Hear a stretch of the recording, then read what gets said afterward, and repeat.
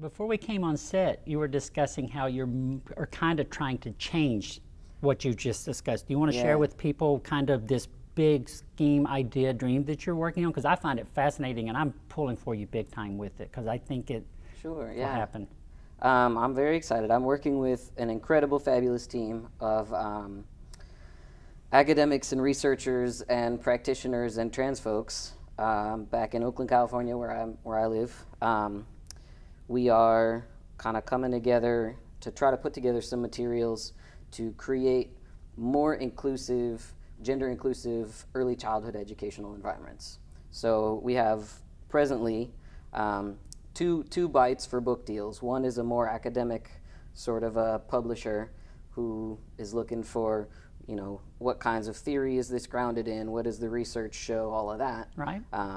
And one is a more on the ground for practitioners, for preschool teachers, for parents of young children, but largely people who work with young children. And I mean, 0 to 7 or so.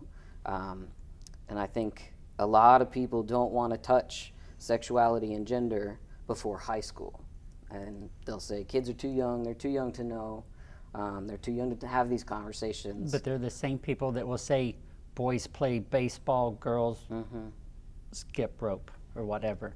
So they're the ones that are indoctrinating without Yes. even realizing it. Every prince story is about gender and is about sexuality. And, kids are learning these rules from the start.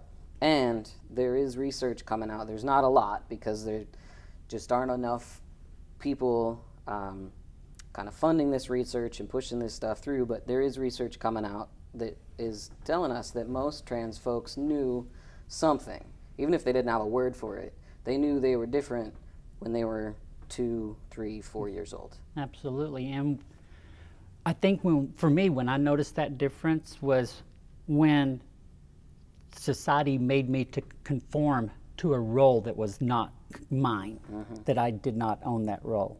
When they said, okay, let's line up for the bathroom, boys, you line up here, girls line up here, and they say, Kelly, you're in the wrong line.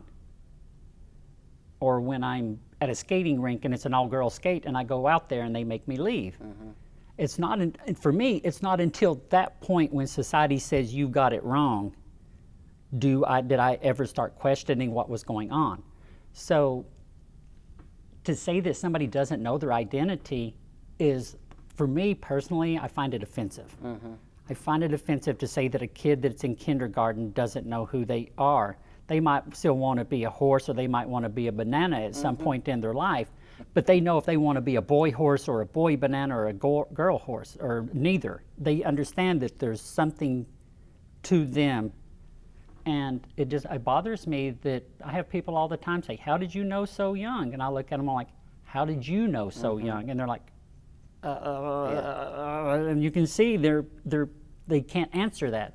Yeah. Because it's just who they are. Right. Well, if you're told young, then you can answer that I was told when I was very young, and if it happened to work, then great. But you weren't also told that there was an option, Exactly. or that there could be that it could be whatever you want. That just to have that opportunity at young. That's how you get to say you knew, that you always knew, that whether it was because you were always being told, or at least you were given the freedom Absolutely. to appreciate the possibility of not being what you were told. Yeah.